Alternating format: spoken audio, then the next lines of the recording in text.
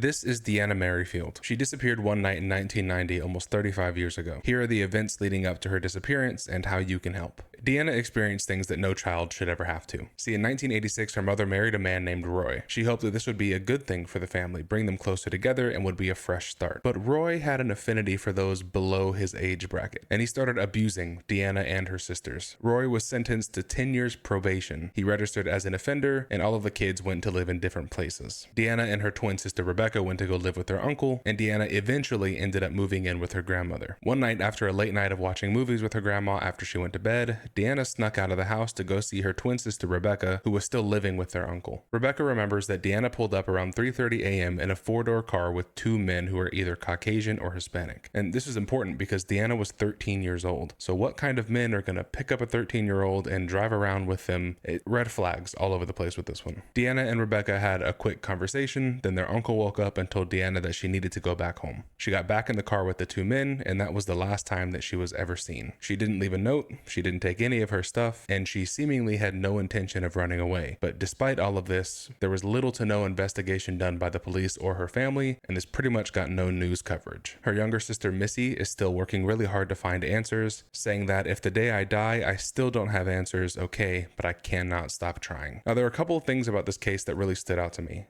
One, the abusive stepfather, Roy. I mentioned that he was given probation, but the youngest sister, Missy, was permitted to still live with him and her mom, which is just insane to me because he was convicted of indecency with a minor. Two, the mother stayed with the man who abused her kids, and trauma and abuse is complex, and I'm not qualified to speak intelligently on it. I'm just an idiot making videos on the internet. But for me personally, somebody touches my kids, they will never be in my life ever again. Three, I have a 14-year-old niece.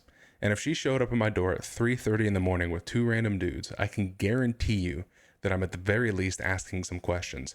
I'm getting their names, their license plate, the make and model of their car. I'm talking to her, figuring out who they are. And she is definitely not getting back in that car with those two. She's either staying with me for the night or I'm taking her home myself. And I don't want this to sound like I'm blaming the uncle or the grandma or even the mom or anybody. This family's been through a trauma that nobody should ever have to experience. But it just feels like at some point some questions should have been asked that maybe could have prevented this from happening. But again, I'm not trying to place blame or be insensitive. It stood out to me. And then finally, if you want to help in Deanna's search, you can email info@findingdeanna.com, contact the Killeen Police Department in Texas, or call 512-818-5601. There's also a Facebook group that you can join. They post updates and stuff like that.